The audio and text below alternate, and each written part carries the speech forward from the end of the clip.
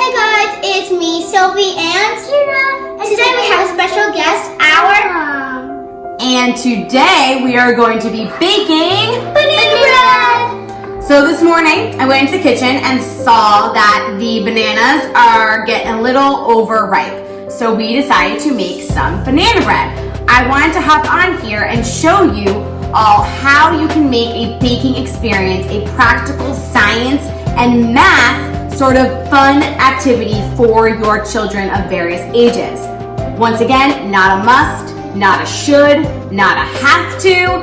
This is meant to be a fun activity for the whole family, and with a few small, simple tweaks, you can bring in a lot of learning and, in the end, have delicious banana bread.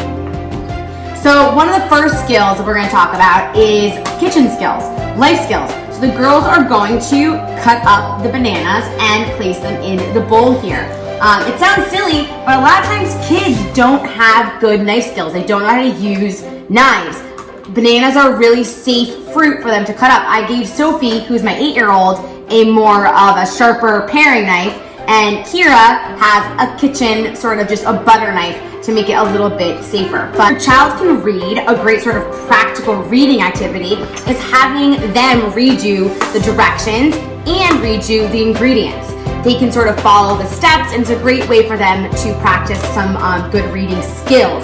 We kind of got the ingredients out beforehand. For the math side, we love to use our measuring cups and talk about which ones are more, which ones are less. For this recipe, we are going to use 1 1/3 cups flour. I might have my older child, my second grader, try to figure out how many thirds, how many times we're going to use this cup to get a 1 1/3 cup. So lots of ways that you can really easily bring in math and reading into our recipe.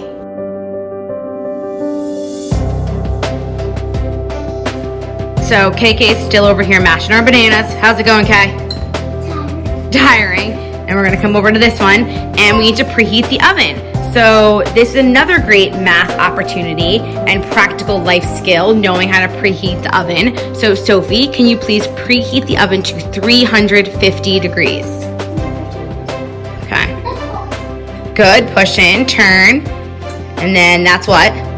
300. 300, so we want 350.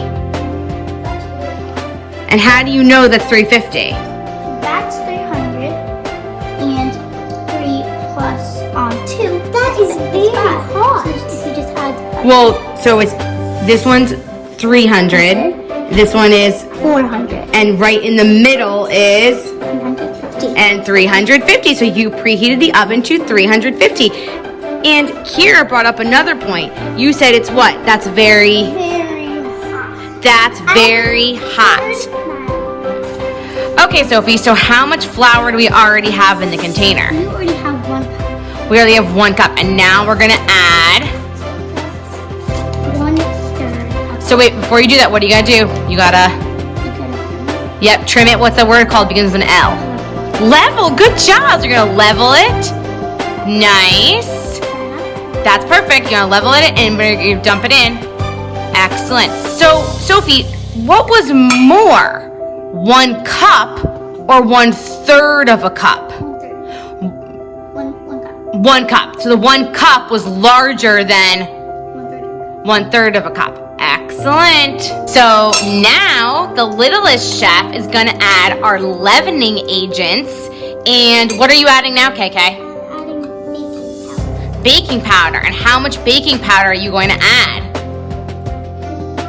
A 1/4. A 1/4. And on our measuring spoons, is the 1/4 the biggest or the smallest? The smallest. That's all we need. We just need 1/4. We don't need any more. So you're done. You already added it, right?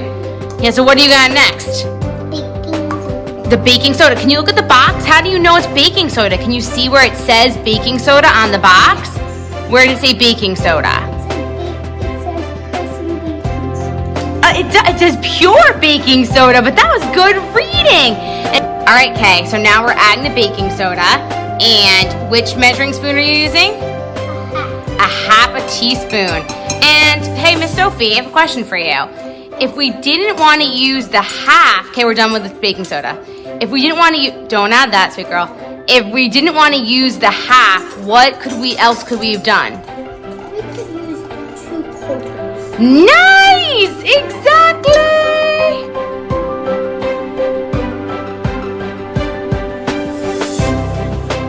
Girls, what are we gonna do next? We have to clean everything because once we make the mess of making the banana bread, we have to clean it. Another practical skill, washing dishes. Hi girls. So we're here with our finished what? Banana bread.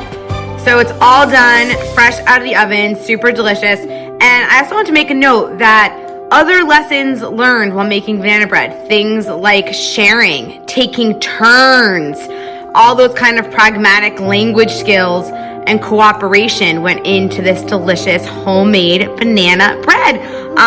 Please let us know in the comments down below if you make banana bread during your time of social distancing or any time at all.